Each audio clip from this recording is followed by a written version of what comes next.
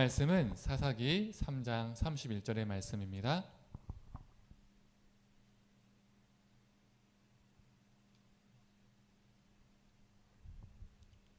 우리 함께 읽도록 하겠습니다. 우리 크게 한번 읽어볼까요? 에훗 후에는 아나스의 아들 삼갈이 있어 소모는 막대기로 블레셋 사람 600명을 죽였고 그도 이스라엘을 구원하였더라. 아멘.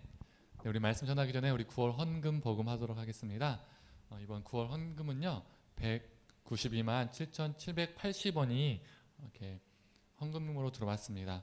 헌금 원숭이하고 우리 군포아동 학대 보호 전문기관에 30만 원씩 했고요. 기도환경운동연대하고 또 기도환경교육센터 살림에 10만 원씩 했습니다. 그리고 인도네시아에 있는 김상수 선교사님에게 10만 원, 또 대학 청년 소상공인에게 20만 원, 제 세라비로 50만 원 책정했고요.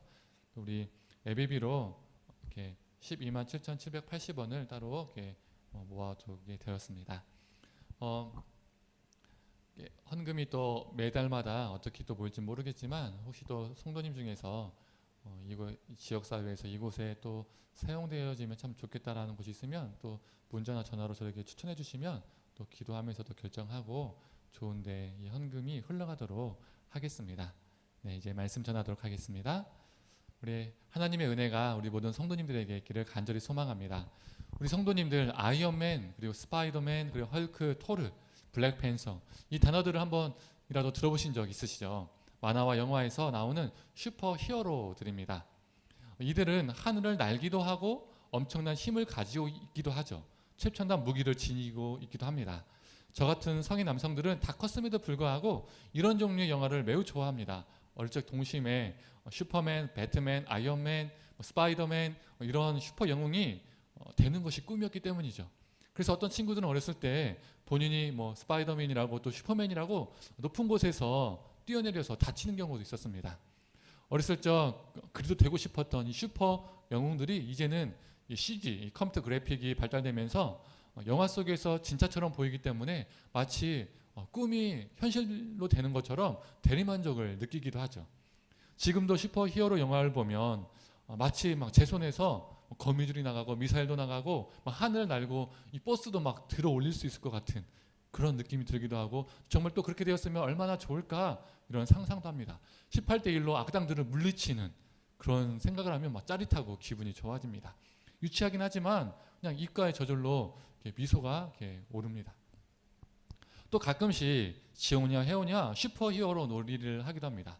나는 헐크다, 나는 아이언맨이다, 나는 캡틴 아메리카다 하면서 서로 싸웁니다. 이렇게 뒹굴고 싸우고 하면서 참 재밌습니다. 우리 지훈이 혜원이가 지금 보면서도 웃고 있네요. 네. 오늘 본문도 마치 이 슈퍼히어로 영웅 같은 이야기가 나오죠. 이스라엘 사사 삼갈이 혼자서 블레셋 사람 600명과 싸워서 이기고 이스라엘을 구원한 이야기입니다. 이 말씀 속 사사기에서 딱 한 절만 이 삼갈에 대해서 이야기를 하고 있죠. 18대 1도 아니고 600대 1로 싸워서 이겼다는 것 놀랍지 않습니까? 그것도 단순히 나무 막대기로 싸워서 이겼다는 겁니다. 그리고 이 어벤져스에서 이 토르라는 히어로가 나옵니다. 이 망치 하나로 싸우는데 그 망치는 매우 특별하죠. 망치의 무게가 너무 무거워서 일반 사람들은 들지 못합니다. 그리고 그 망치가 날아다닙니다. 그리고 그 망치를 들면 어떤 일이 일어날까요? 천둥과 번개가 칩니다. 그런 무기를 가지고 있는 토르도 600대 1로 싸우는 것 힘들지 않을까요? 제가 봤을 땐 토르뿐만 아니라 아이언맨, 캡틴 아메리카, 헐크, 스파이더맨도 600대 1로 싸우는 것은 쉽지 않을 것 같습니다. 그런데 삼갈은 토르의 망치 같은 특별한 무기를 가지고 있지도 않습니다. 그저 나무 막대기를 가지고 있죠. 또 그냥 막대기가 아니라 소모는 막대기를 가지고 있었다는 것은 그의 직업이 슈퍼 히어로가 아니라 소모는 목동일 것이라는 것을 추측할 수가 있습니다. 삼갈은 늘 가까이 지니고 있던 소모는 막대기로 600명을 쓰러뜨린 거죠. 삼갈이 슈퍼 히어로보다 더 센 것 같습니다. 블레셋 사람들은 도대체 어떤 사람이길래 어떤 민족이길래 600명의 군사가 삼갈 한 명을 이기지 못했을까요? 한번 블레셋이 어떤 민족인지 한번 보겠습니다. 먼저 블레셋이라는 단어는 영어로 필러스틴이라는 단어입니다. 이 필러스틴이라는 단어가 무슨 단어랑 비슷하죠? 우리가 많이 들어본 단어입니다. 팔레스타인이라는 단어와 비슷하죠. 우리가 알고 있는 이 팔레스타인이라는 이 단어가 필러스틴, 블레셋이라는 단어에서 유래된 단어입니다. 이 블레셋 사람들은 갑돌섬, 지금의 그리스 남부의 크레타섬이라는 이름 많이 들어보셨죠? 이 섬에서 주중해를 건너와서 지금의 이스라엘과 이 팔레스타인 지역의 해안 평야 지대를 중심으로 정착한 민족입니다. 원래부터 그 가나안 땅에 살고 있지 않았다는 거예요. 우리는 성경을 보면 블레셋과 이스라엘이 맞붙는 장면들을 목격하게 됩니다. 그래서 블레셋과 이스라엘이 비등비등하게 싸웠거나 오히려 이스라엘이 군사력이 더 높다라고 강하다라고 생각하기 쉽습니다. 특히 블레셋의 골리앗과 다윗이 싸울 때 누가 이기죠? 다윗이 이기고 이스라엘이 승리합니다. 그래서 이스라엘이 더 강하다라고 생각할 수도 있다는 거죠. 그런데 실제는 아니었습니다. 그 당시 이스라엘은 블레셋의 속국이었습니다. 즉 이스라엘은 블레셋의 지배하에 있었다는 거죠. 블레셋은 강력한 철기 문명을 가지고 그 가나안 땅에 정착을 하게 되었습니다. 그런데 그 당시 가나안 땅에서는 가나안 민족들과 이스라엘은 청동기 문명에 머물러 있었습니다. 철기와 청동기 차이는 어디서 확연한 차이가 일어날까요? 군사력과 농경 문화에서 확실한 차이가 일어납니다. 철과 청동 중에서 강도가 더 강한 금속은 당연히 철이죠. 그래서 철무기로 무장된 민족과 청동 무기로 무장된 민족이 싸우면 어느 민족이 우세할까요? 당연히 철로 무장한 민족 블레셋입니다. 사무엘상 4장을 보면 이스라엘이 블레셋과 싸우다가 이스라엘 군이 블레셋에 의해서 4,000명 가량 죽임을 당합니다. 거의 정말 힘도 못 쓰고 진 것이죠. 철로 무장한 블레셋에게 엄청난 이스라엘 사람들이 군사가 죽은 것입니다. 그래서 이스라엘이 안 되겠다 싶어서 언약궤를 앞장 세워서 우리가 싸우면 이기지 않을까라는 그 마음에 언약궤를 가지고 전쟁을 시작합니다. 죽기 살기로 이스라엘이 달려드니까 그때 순간적으로 블레셋이 당황을 합니다. 마지막에는 블레셋이 이겼는데 그 당황할 때 블레셋이 이렇게 말합니다. 제가 공동 번역으로 한번 읽어드리겠습니다. 사무엘상 4장 9절의 내용입니다. 그러나 블레셋 사람들아 힘을 내어라 사나이답게 싸우자. 지금까지는 히브리인이 우리를 섬겼지만 이제 우리가 그들의 종이 될 판국이니 자 사나이답게 싸우자. 히브리인이 지금까지 우리를 섬겼다는 겁니다. 여기서 무엇을 알 수 있죠? 히브리인들이 블레셋의 종처럼 살았다는 겁니다. 속국이었다는 거죠. 사무엘상 13장 19절에서 22절은 다시 한번 확인해 줍니다. 제가 공동 번역으로 읽도록 하겠습니다. 한번 잘 들어보세요. 당시 이스라엘 땅에는 대장장이가 한 명도 없었다. 히브리 사람이 칼이나 창을 만드는 것을 블레셋 사람들이 허용하지 않았기 때문이다. 이스라엘 사람들은 보습이나 곡괭이나 도끼나 낫을 벼릴 일이 있으면 블레셋 사람에게로 가야만 하였다. 보습이나 곡괭이를 벼리는 데는 3분의 1세겔이 들었고 도끼나 낫을 가는 데는 3분의 1세겔이 들었다. 그래서 전쟁이 일어났을 때 사울과 요단안을 따라 나선 모든 군인의 손에는 칼이나 창이 없었다. 오직 사울과 그의 아들 요단안의 손에만 그런 무기가 있었다. 블레셋이 철 주조를 허락해주지 않았기 때문에 철 다루는 대장장이가 이스라엘에 없었다는 겁니다. 블레셋 때문에 이스라엘은 스스로 대장장이도 둘 수 없었던 민족이었습니다. 거기다 도끼나 낫 같은 농기구를 만들고 싶으면 블레셋에 가서 돈을 주고 사와야 했다는 것이죠. 이것만 봐도 이스라엘이 블레셋의 지배하에 있었다는 것을 알 수가 있습니다.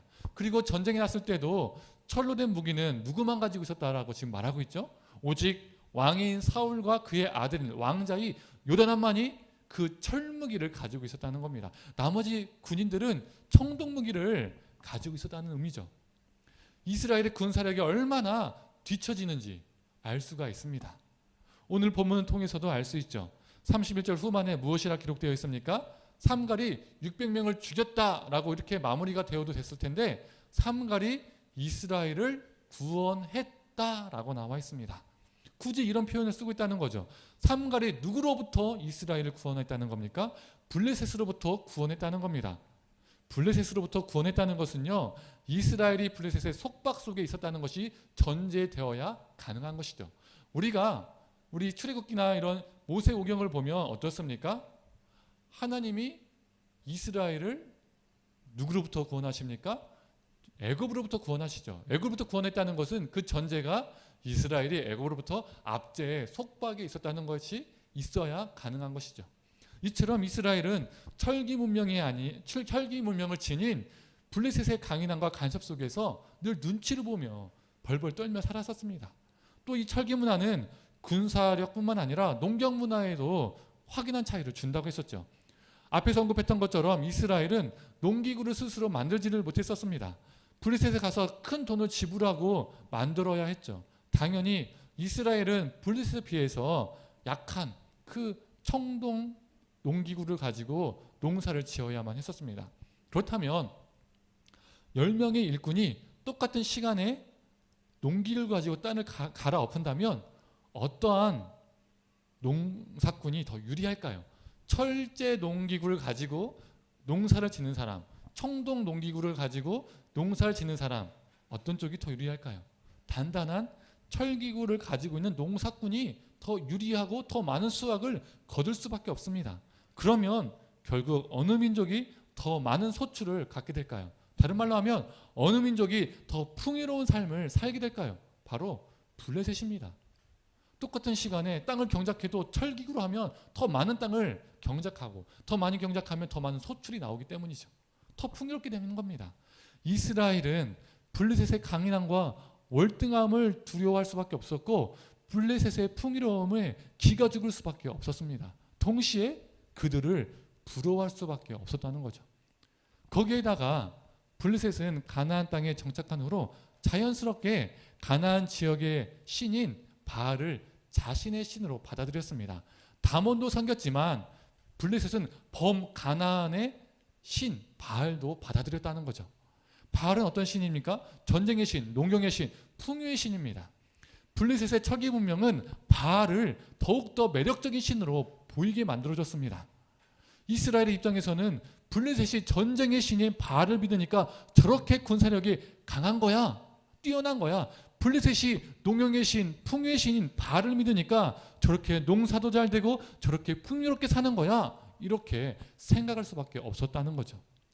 이스라엘의 시선에서는 바알은 매우 매력적인 신이었습니다. 유혹당할 만하죠. 그래서 많은 이스라엘 백성들이 여호와 하나님보다는 눈앞에 보이는 힘과 풍요로움에 빠지게 되었죠. 바알과 사랑하게 되었다는 겁니다. 그런데 우리의 모습도 이스라엘과 같을 수 있습니다. 블레셋을 두려워하면서 경계하면서도 동시에 블레셋을 두려워했던 이스라엘의 모습이 우리의 모습일 수 있다는 거죠. 세상의 풍요와 세속적 가치관에 우리가 잠식될까 봐 걱정하면서 경계하면서도 나는 우리 가정은 세상의 가치관에 물들지 않고 구별되어 살아야지, 이런 생각을 하면서도 한편으로는 그 풍요를, 그 세속적인 가치관을 부러워하는 거죠. 그 풍요를 갖고 싶고 누리고 싶고 우리에게 힘과 풍요를 줄 수 있는 제2의 바알을 찾고 다니는 겁니다. 그게 돈일 수도 있고요, 성공일 수도 있고요, 권력일 수도 있고요, 명성일 수도 있고요, 스펙과 학벌일 수도 있고요. 나를 더 안락하게 하고 더 나를 힘있게 해줄 수 있는 더 매력적인 것을 우리가 붙잡고 살 수 있다는 겁니다. 이스라엘이 바알에게 고개를 숙인 것처럼 우리도 하나님을 믿는다고 말하지만 이 땅의 새로운 바알에게 수없이 고개를 조아리고 있을지도 모릅니다. 우리는 블레셋처럼 올등해지고 싶고 풍요로워지고 싶고 블레셋 골리앗처럼 강해지고 싶어 합니다. 겉으로는 아니라고 말하지만 블레셋이 되고 싶은 그 욕망이 우리 안에 넘칠 수 있다는 것이죠. 그리고 이러한 심리를 잘 알아서 그것을 잘 이용하는 목회자들도 있습니다. 어떻게 하면 성도들의 호응을 불러일으키고 어떻게 하면 성도들이 좋아하는지를 잘 알아서 그 부분을, 그 감정선을 터치해주는 거죠. 그래서 예배와 설교 안에서 풍요와 복이 남발되는 것입니다. 모든 성도들이 그런 것은 아니지만 많은 성도들은 복이 선포되면 혹시라도 그 복을 놓칠까 봐 크게 아멘 아멘 합니다. 이왕이면 예수 믿고 잘 되는 쪽을 선택하는 것이죠. 만약 고난을 선포하더라도 고난 후에 잘 풀릴 거라는, 좋은 일이 있을 거라는, 좋은 복이 있을 거라는 이 매우 훈훈한 마무리가 있어야 은혜가 됩니다. 결국 예배와 설교 안에 고난의 선포, 좁은 길을 함께 가자라는 선포가 사라지는 것이죠. 믿는 우리 자신들도 그러한 삶을 꺼립니다. 좁은 길, 고난의 길, 죽는 길, 내가 손해보는 길, 아픈 길. 만약 어떤 설교자가 오늘부터 하나님을 위해서 당신이 제대로 헌신한다면 당신은 제대로 고난을 경험할 겁니다. 제대로 역경을 경험할 겁니다. 기꺼이 그 어려움을 경험하십시오. 그런데 고난을 받더라도 당신에게 좋은 일이 안 생길 수 있습니다. 복을 못 받을 수 있습니다. 당신의 삶이 평안치 않을 수 있습니다. 더 어려워질 수 있습니다. 라고 선포한다면 아멘이라고 화답할 수 있는 분들은 몇이나 될까요? 로마서 8장 18절에 이런 말씀이 있죠. 생각한데 현재의 고난은 장차 우리에게 나타날 영광과 좋게 비교할 수 없도다. 지금 고난 받더라도 후에 우리가 경험할 영광과 비교할 수 없다는 이 말씀이 우리에게 매우 큰 소망을 줍니다. 이겨낼 힘을 주지요. 우리가 이런 말 하지 않습니까? 얼마나 큰 복을 주시려고, 얼마나 더 큰 은혜를 주시려고 이런 어려움을 겪게 하시나. 이 로마서 9절의 이미지와 비슷한 이미지로 다가오는 사자성어가 있습니다. 우리에게 익숙하고 잘 알고 있는 사자성어죠. 고진 감래. 고생 끝에 낙이 온다는 말이죠. 우리는 로마서 8장 18절을 보면서 우리가 고난을 겪더라도 고난 끝에 그에 상응하는, 아니 그것보다, 그 고난보다 더 큰, 몇 배나 큰 더 좋은 일, 복된 일이 우리에게 올 것이라고 생각하고 믿습니다. 그런데 로마서 8장이 말하는 이 영광은 그런 영광일까요? 우리가 생각하는 인간의 영광, 세속적인 영광일까요? 그런 세속적인 영광이 아니라 구원의 영광이죠. 하나님의 영광이죠.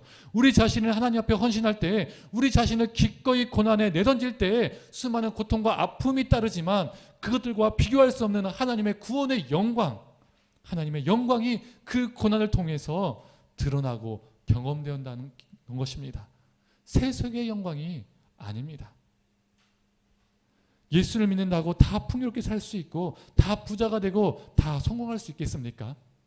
오히려 교회 안에 세상적으로 성공한 사람들은 소수입니다.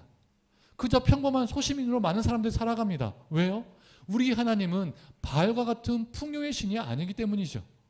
더 많고 큰 재물을 주면 풍요를 남발하는 그런 신이 아니기 때문입니다. 우리가 큰 실수를 하는 것이 무엇이냐면 세상적인 용어와 신앙의 용어를 혼돈하면서 정의가 다 흐트러졌다는 겁니다. 정의가 같습니다. 세상 용어의 정의가 교회 안에 그대로 들어와서 그대로 똑같이 적용되는 거죠. 사용된다는 겁니다. 그래서 교회 안에서의 복의 정의가, 복의 기준이 세상의 복의 정의와 기준과 전혀 다를 바가 없다는 겁니다. 바알과 하나님을 겸하고 섬기고 싶은 그 마음 때문이죠. 이게 우상숭배입니다. 우상숭배는요, 자기 숭배입니다. 왜 그럴까요? 자기 욕망을 위해서 우상을 만들고 그것을 섬기기 때문입니다. 자기의 욕구를 채우기 위해서 그 앞에서 기도하는 것이죠. 자기가 원하는 것을 더 갖고 더 누리기 위해서 제사와 제물 드리는 겁니다. 요즘 말로 하면 예배와 헌금을 드리는 것이죠. 즉 우상숭배는 자기의 욕망의 투영이기 때문에 자기 숭배입니다. 예수 믿는 우리가 제2의 바알을, 그 신을 만들고 믿고 또 믿도록 부추겨서 제2의 블레셋 군대를 양성하고 있는지도 모릅니다. 하나님의 군대가 정말 하나님의 말씀으로 제대로 예수 그리스도의 제대된 사람들이, 정말 말씀으로 무장된 사람들이 양성되는 것이 아니라, 예수님의 제자들이 만들어지는 것이 아니라 블레셋 군대가 양성되어지고 있을지도 모른다는 것이죠. 앞에서 언급한 것처럼 블레셋을 두려워하면서도 동시에 블레셋을 부러워했던 이스라엘의 모습이 우리의 모습일 수 있습니다. 그런데 그리도 강한 블레셋을 삼갈이 소무는 막대기로 무찌릅니다. 막대기는 말 그대로 나무입니다. 나무로 철무기를 가진 600명의 블레셋을 무너뜨린다는 것입니다. 상상이 가시나요? 상식적으로 생각하면 공격하든 방어하든 서로의 무기가 부딪혔을 때 철칼의 나무 막대기는요, 산산조각이 날 수밖에 없습니다.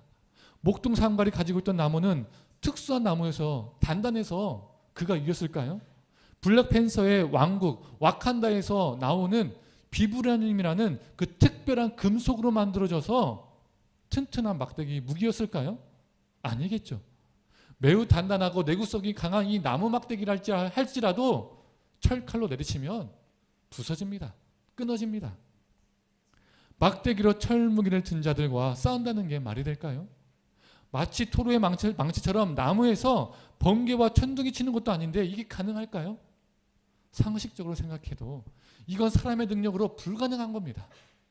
그런데 어떻게 왜 이것이 가능했을까요? 하나님이 그와 함께 하셨기 때문에 가능했습니다. 삼갈의 모습 속에서 다윗의 모습이 보입니다. 다윗도 삼갈과 같이 목동이었죠. 다윗도 삼갈과 같이 블레셋과 싸웠습니다. 작은 소년 다윗이 거인 고일랴과 싸운다는 것 상식적으로 말이 안 됩니다. 가능하지 않습니다. 상상도 못할 일이죠. 그래서 다윗의 형도 그리고 그를 무시했었죠. 네가 니까짓 게 어떻게 싸우겠냐는 겁니다. 사울도 처음에는 그를 만류했습니다. 사무엘상 17장 33절에 사울은 다윗에게 이렇게 말합니다. 네가 가서 저 블레셋 사람과 싸울 수 없으리니 너는 소년이요? 어려서부터 그는 용사였다 라고 말하는 겁니다. 골리앗은 용사다. 너는 소년이다. 너 너무 작다. 못 싸운다. 이런 말인 거죠. 사울과 모든 이스라엘 군대가 골리앗 때문에 벌벌 떨며 두려워하고 있을 때 상상도 못할 일이 현실로 이루어졌습니다. 골리앗이 쓰러졌고 블레셋을 무너뜨렸습니다. 무엇이 이것을 가능케 했습니까? 다윗이 돌팔매질을 정말 잘해서 그렇게 해서 이겼을까요? 아니겠죠. 다윗이 무엇을 가지고 싸웠습니까? 그가 무엇이라고 말했습니까? 너는 칼과 창과 단창으로 내게 나오거니와 나는 만군의 여호와의 이름, 네가 모욕하는 그 여호와의 이름으로, 여호와 이스라엘의 군대 하나님의 이름으로 내가 가지고 너와 싸우겠다라고 말합니다. 그는 여호와의 이름을 가지고 싸웠습니다. 즉 하나님이 다윗과 함께 했기 때문에 가능했던 것이죠. 상갈도 마찬가지입니다. 하나님이 상갈과 함께 하셨기 때문에 한 명이 600명을 이길 수 있었습니다. 그런데 이스라엘 중에서는요, 군사훈련을 받았던 뛰어난 군인들도 있었을 텐데 수많은 사람 중에서 소모는 막대기를 가지고 있는 목동 삼갈을 왜 하나님은 그를 선택하셨고 그를 사용하셨을까요? 다른 말로 하면 소모는 막대기로 블레셋 군대를 무찌른 사건을 보거나 들었던 그 당시 사람들에게는 이 상황이, 이 장면이 마음속에 어떻게 그려졌을까요? 그 당시 고대 군등의 신들은 각자 형상이 있었습니다. 바알의 형상은 소였죠.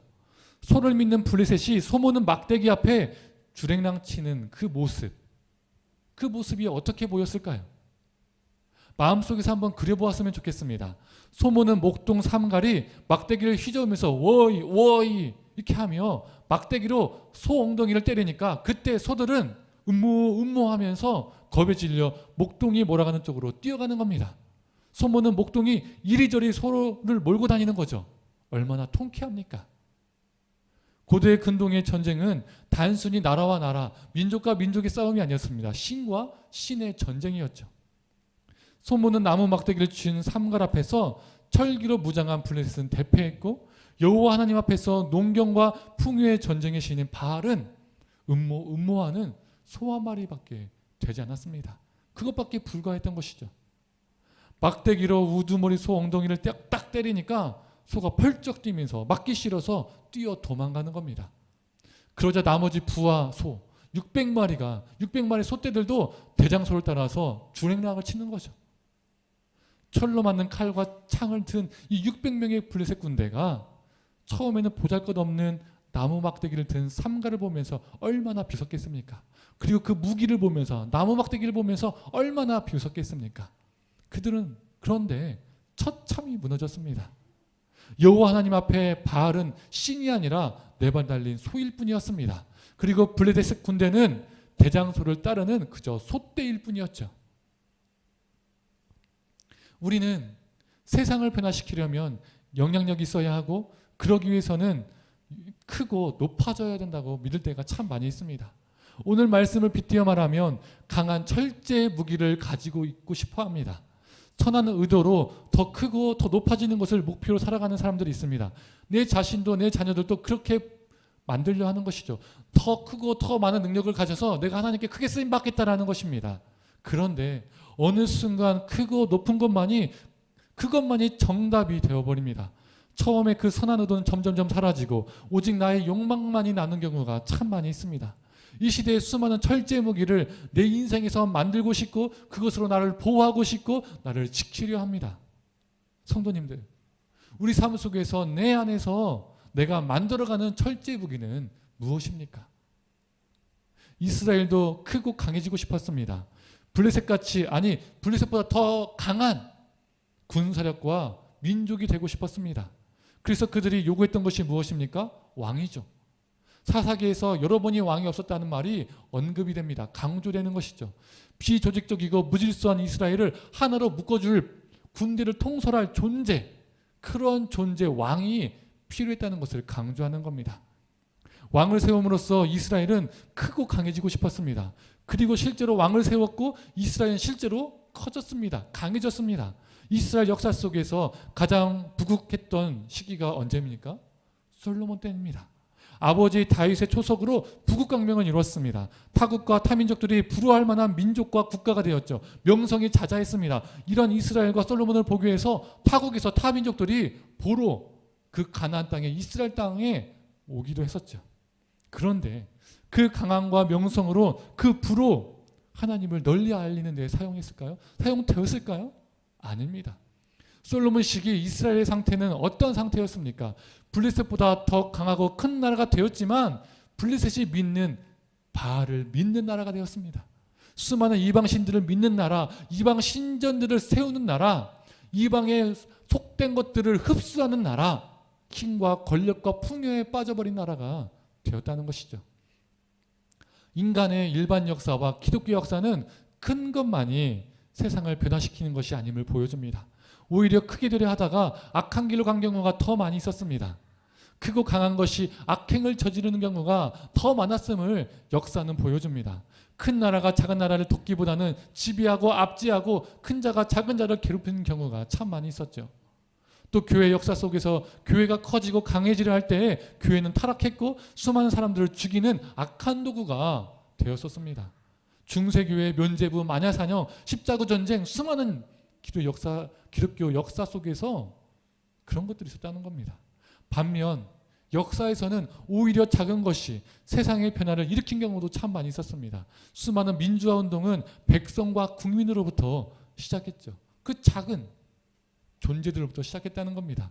우리 기독교도 작고 낮은 자세로 세상을 섬길 때 세상을 변화시키고 제대로 된 빛과 소금의 역할을 감당했었습니다. 왜요? 우리 예수님이 그렇게 사셨기 때문입니다. 하나님의 아들이지만 만왕의 왕이시지만 이 땅에서 거대하고 화려하고 웅장한 삶을 살지 않으셨습니다. 오히려 거부하셨습니다. 사탄이 천하 만국과 그 영광을 줄 것이라고 시험할 때에 예수님은 거부하셨죠. 이 땅에서 지극히 천하고 천한, 낮고 낮은 존재로 태어나셨고 사셨습니다.